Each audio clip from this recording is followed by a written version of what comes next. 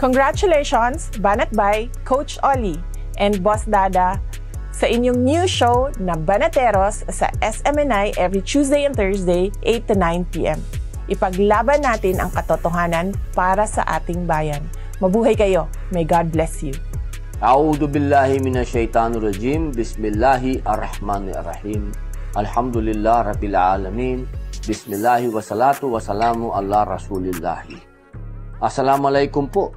Pagbati po sa aking mga kaibigan na Banateros. Si Banat Bay, Coach Oli at Boss Dada sa inyo pong bagong show.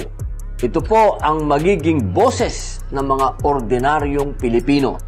Boses na walang itatago, boses na totoo.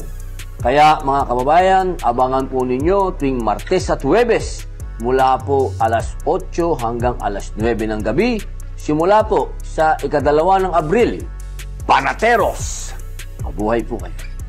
Hi, Banateros! Nako, congratulations sa inyo, Banat by Coach Oli at Boss Dada. Keep it up. I wish you all success and good job. Mag-iingat kayo and may God continue to guide and bless each and every one of you. Congratulations! Congratulations to Byron, Lord Oliver, and Darwin on your new show, Banateros in SMNI. As members of the Fourth Estate, you hold a special place in our community that comes with a big responsibility. Use your influence as a venue where intelligent views and elevated public discourse may take place so that public opinion may shape free from unwarranted pressure and influence. Once again, congratulations to you. Kapag katama, palakpakan, ang mali ay banatan.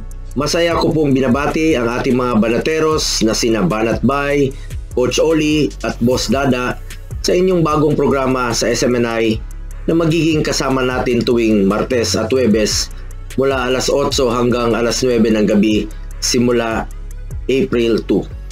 Sa pamamagitan ng inyong programa, inaasahan kong marami pa tayong kababayan ang magiging mas mapanuri at matalino sa pagtanggap ng balita at impormasyon.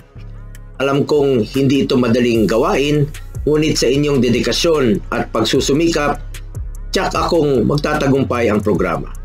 Mahalaga rin ang pagkakaroon ng tapat at malinis na hangarin sa pagbibigay serbisyo sa bayan at ito ang dahilan kung bakit ako bilang inyong lingkod bayan ay patuloy na sumusuporta sa mga adikain na naglalayong palakasin ang ating demokrasya sa bawat Pilipino.